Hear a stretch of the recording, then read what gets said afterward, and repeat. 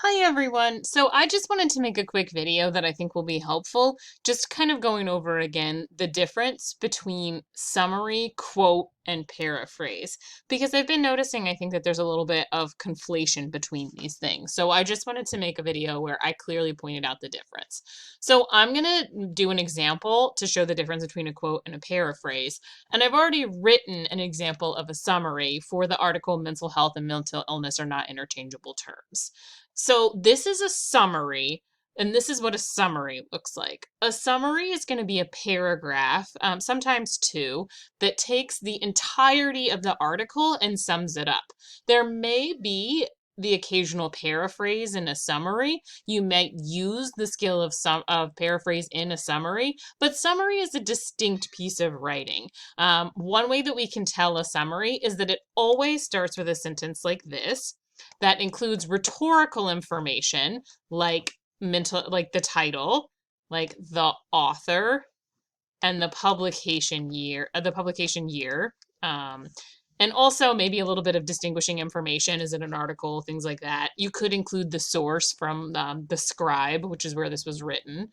All of that information goes in the beginning of the first sentence, and that's how you set it up. Notice there's no citation at the end of this because this lets us know that we're looking at a distinct piece of writing, that we're looking at a summary. The second part of the sentence, you can see of this first sentence is a basic summary of the entire main idea of the article. The one point that Maroff wants to get across is that mental illnesses and mental health are not the same and the term shouldn't be used interchangeably. And so that's what's being explained here. The other way that you know that this is a summary and that it continues to be a summary is I have these attributive tags like she explains, in Maroff's opinion, throughout the rest of the paragraph. These attributive tags let us know that these are her opinions and this is what she's saying in the article, not our own opinions. And that's how you can tell that you're looking at a summary. It's a paragraph. It's not cited at the end, but the opening sentence includes all of the information we need if we wanted to look it up and check into this article. And as I continue my summary, I have these attributive tags that let me know, that let the reader know that I'm not thinking this. Maroff is, the author is, the article is. So that's an example of a summary. If we look at an example of a quote, we're going to take something directly from the article and cut and paste it into our paper.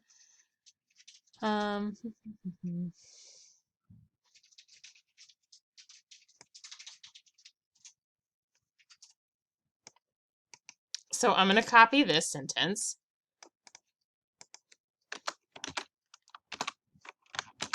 And I'm going to put quotes around it because it is a quotation. But something I want to point out, and this is a really important distinction, is that when you quote, you don't just dump this sentence into your paper wholesale. You incorporate it into your actual sentences. So often that includes putting an attributive tag first or including some kind of setup before you just dump the entire sentence in.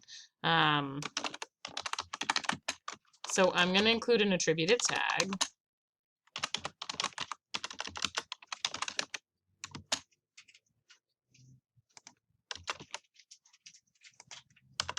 And I'm going to make it, I'm going to put this in brackets because I'm not her. Okay. And then this is in paragraph 2. So I'm just going to, and I've already included the author up here and the year right here. So whenever you do that, you can, whenever you bump that information up to the front, you can just shorten the citation after the quote to include just, paragraph 2, period. This is still a quote. A lot of people have been having confusion because doing this part, adding this attributive tag, working the phrase into your sentence, or even just using a part of the original quoted section of the paper, I think people are thinking that that's a paraphrase. But when you quote more than just a few words, sometimes you do have to quote a few words in a paraphrase. But when you quote longer than a few words, it's just a quotation. So even if I did this, this is still going to be an example of a quotation.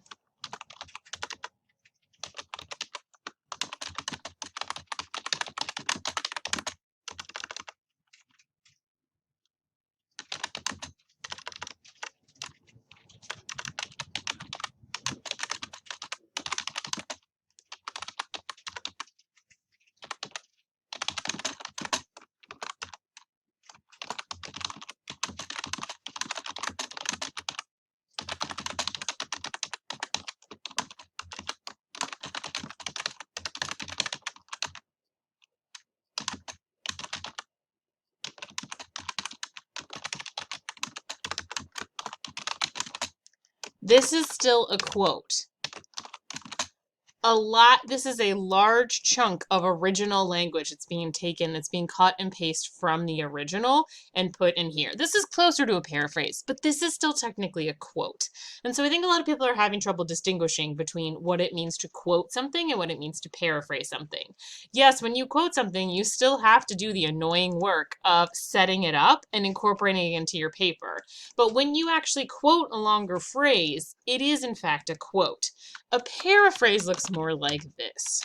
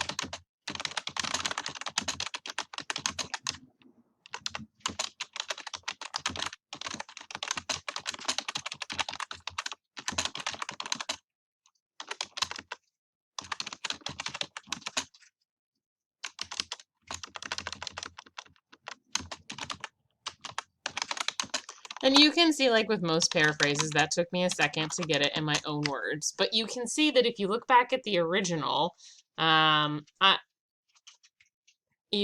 there are not really